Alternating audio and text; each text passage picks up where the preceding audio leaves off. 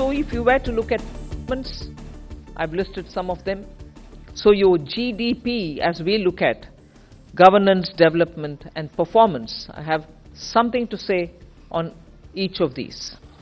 So this budget or vote on account is getting presented with the GDP that we want to speak to you about, and in that the fiscal management actually is something which I would like you to spend some time even as you go through the budget, but I'll flag it here.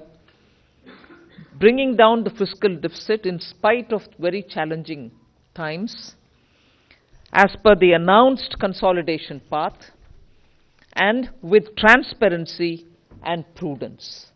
So in fact, I was just remarking to my officers this morning, most of you all had already calculated the figures, RE revenue, RE expenditure, this is what it is, because every month you get the reports coming out. So you don't need to wait till the budget statement. Every month you get the accounts, and so budget process has become absolutely transparent and questionable. If there are any, you're there to question, we are here to answer. But we set in the process of keeping everything brought on budget and nothing kept aside from it or underneath it. So with that, the budget deficit, fiscal deficit, 5.8%, which is much lower than the 5.9 which was at the BE. Similarly, for the 24-25 budget, we've given 5.1 as the fiscal deficit, so clearly indicating that we are on track to meet the glide path which was set in 2021-22, and that we are well on track to meet the 4.5% fiscal deficit on or below 4.5 even by FY26. If this is the background with which I'm talking and the presentation of the budget happened, I want to very clearly put some things under the heading, if you want to call it that, Disha Nirdeshak Baatein.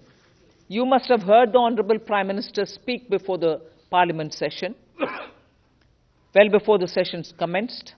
His usual customary remarks. He said the budget will be presented tomorrow and you will have some Disha Nirdeshak Baatein in it. So, what are those Disha Nirdeshak Baatein? There are about 5 of them I highlight.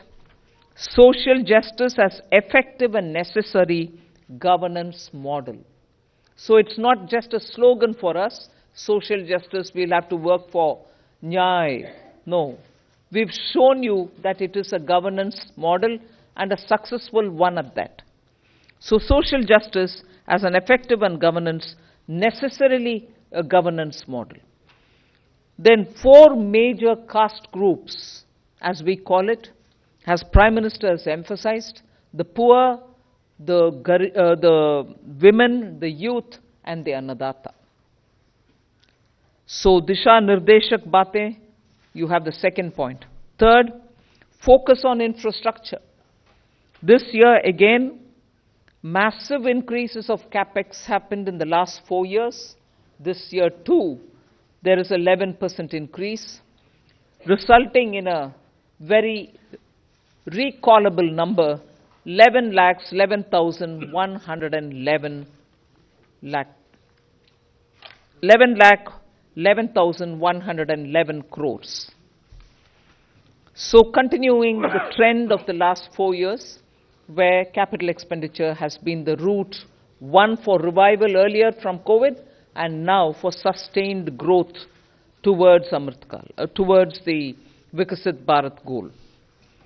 Fourth is the using of technology as a huge opportunity. DPI as almost a new factor of production. So it is actually bringing in the value addition to the economy. It is facilitating every sector to bring in the value addition which is so required and improves on our productivity. And the last Disha Nirdeshak Baatein, is high-powered committee for extensive consideration of challenges arising from population growth and demographic challenges. So if these are Disha Nirdeshak Baatein, what were the major announcements? I'll recall very quickly 12 of them. I'm not spending any time except for reading out what those 12 are.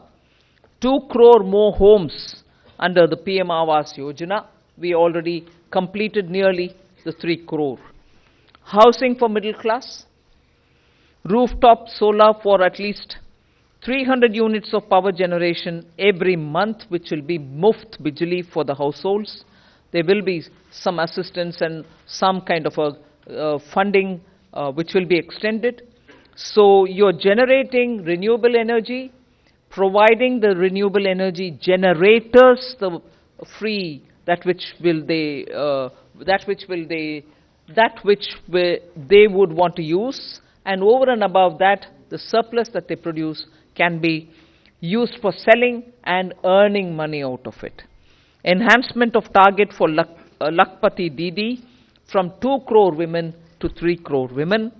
Preparing and empowering the MSMEs to grow and compete globally. Aligning regulatory environment for them.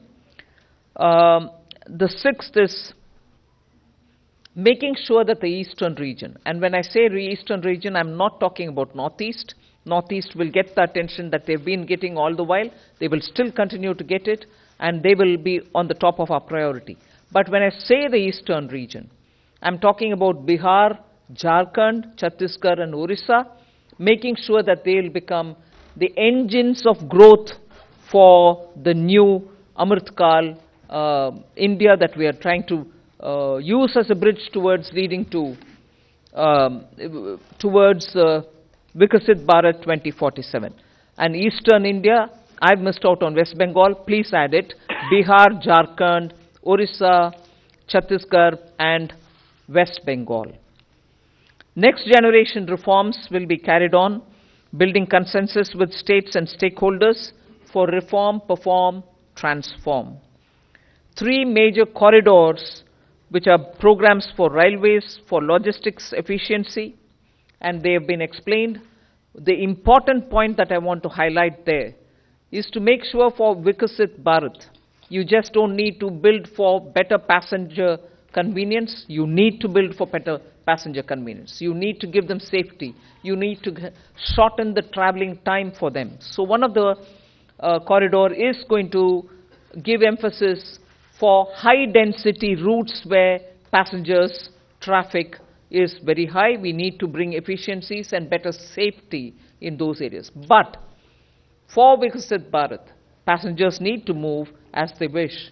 But equally, materials, raw materials, building goods, cement, rare earths, minerals, we need them to move efficiently as well. So the corridor will take care of that as well.